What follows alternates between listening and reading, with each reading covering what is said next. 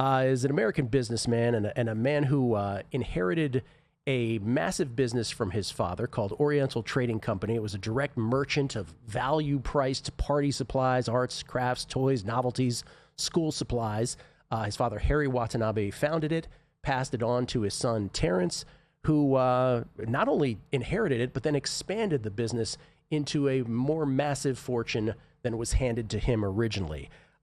He worked very hard. By the year 2000, at the age of 43, he decided, I need a little more work-life balance, and he sold his stake in the company, and some 7 years later, all of that fortune was gone. He is kind enough to join us today. Terry Watanabe in studio. Thank you so much for being here. Thank you for inviting me. Yeah, thanks for coming in, Terry. And, I did not know Gill knew all that. That's an excellent lead up to Terry. And I've known Terry for a couple of years, and went back and forth with him.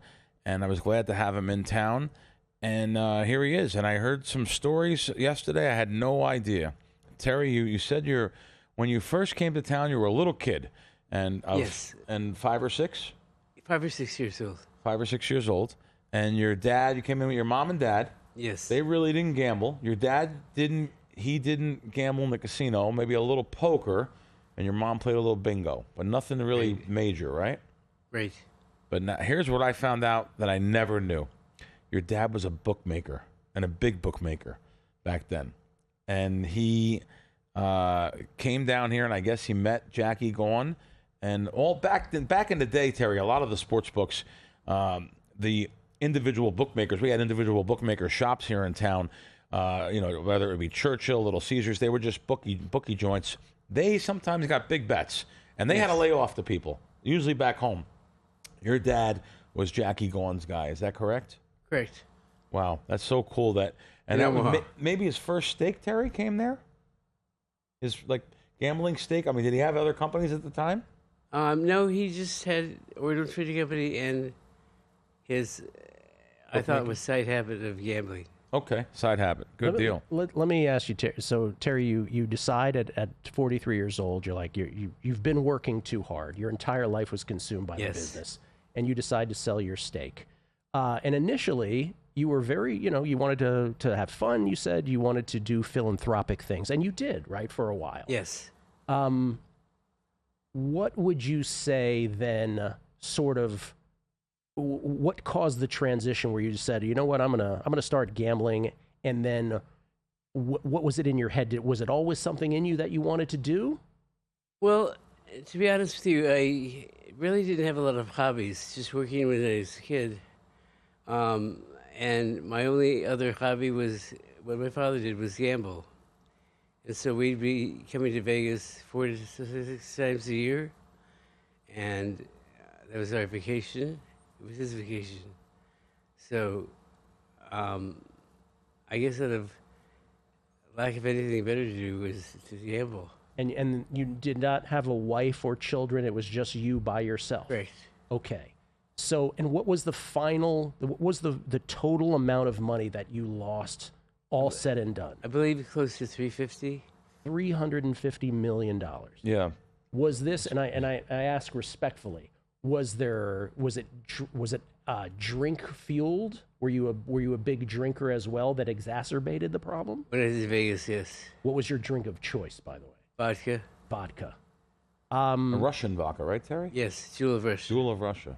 Yeah. And you were very generous along the way to dealers and casino hosts. So you were philanthropic, you were generous in tipping, and then you lost a lot at the table. So it was not this one-headed monster. It was sort of like you were generous at the same time. Right. Was there some story about you saying to somebody, you lost a lot of money at the casino tables, and instead of sulking about it, you turned around and you gave money and said, buy every steak in town? No, it's true. So, and when I mean steak, I mean actual STEAK. Wow. Right. And did that person come back with hundreds of steaks for people? With a limousine full. With a limousine full of steaks. Yes. Wow. Gill, you did the research. Oh, well, I mean, I didn't even talk about that with him yesterday. No, of course. Yeah. So what I think most listeners are going to be interested in here is the way that casinos treated you. So clearly, respectfully, they recognized you as someone that was going to, because you weren't playing advantage games, right? No, I was not. You didn't have any strategies. You were just playing. What were your games of choice? At first, it was slot machines. So more carnival games, roulette, slot machines. So not exactly the games that you could perhaps win Correct. on long term. Yes. Correct. The house edge was Well, built tell in. them how you did on your $1,000 slot machine. What did you do?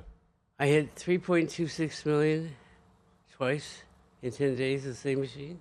So he won about $5 to $6 million on jackpots. How long did it take to give that back?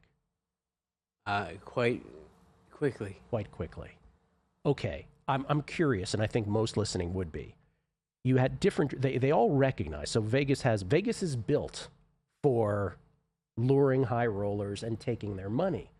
They obviously realized fairly quickly that you fit this profile. But casinos treated you differently. How did Steve Wynn at the Wynn treat you? He made me earn my. I went to the villa on the 18th hole of the golf course, and he made me rack up the points in playing slots to be able to utilize it. He was very not quite friendly, but yet. Is it true, Terry, that at one point when you were down $60 million at the Wynn, that he actually had a conversation with you? Yes, he did. He said, "You owe me $60 million. I'd like the money in my bank by Monday," and it was Friday. Did he encourage you to stop at that point?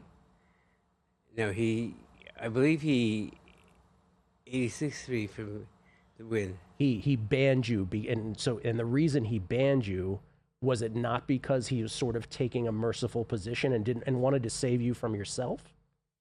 Possibly, but it was also because I was having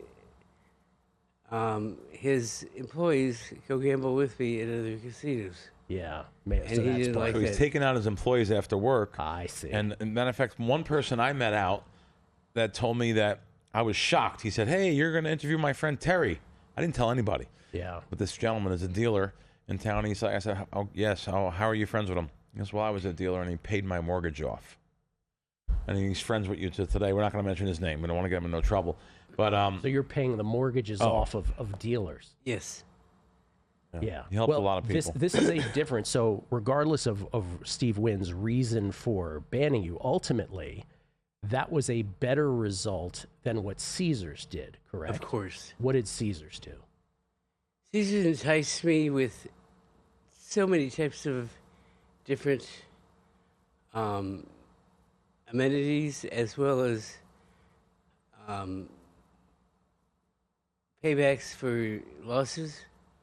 I believe it was up to 35%, which is unheard of. No one Yeah. gets 35%. Nobody. Yeah. but I fit their profile of a gambler. Yes. And I believe it was everything over 500. What Caesars did, correct me if I'm wrong, Terry, is we know their top tier to be 7 stars. They created a whole new tier just for you, right? One of one. Chairman, it was called. One of one. Chairman, yes. Yeah. That was in 2007. Now, did you sue them afterwards for that treatment? We can't talk about that. We can't talk about I'm sorry to interrupt you, Terry. Okay. I should have No, told you ahead of time. Okay, We can't that's talk about okay. anything with the But lawsuit. The lawsuits all, Yeah. as I understand it, dissipated. But I could tell you Yeah. this. 2007, Terry was responsible for 5.6% of Caesar's income. Yeah. 5.6%. That's unbelievable. Yeah. And again, I'm sorry to interrupt you. I should have told you ahead No, of time. not at all. I Not at all. believe it's Because- their net profit. Of their profit, or Yeah. of their profit, 5.6%. That's unbelievable.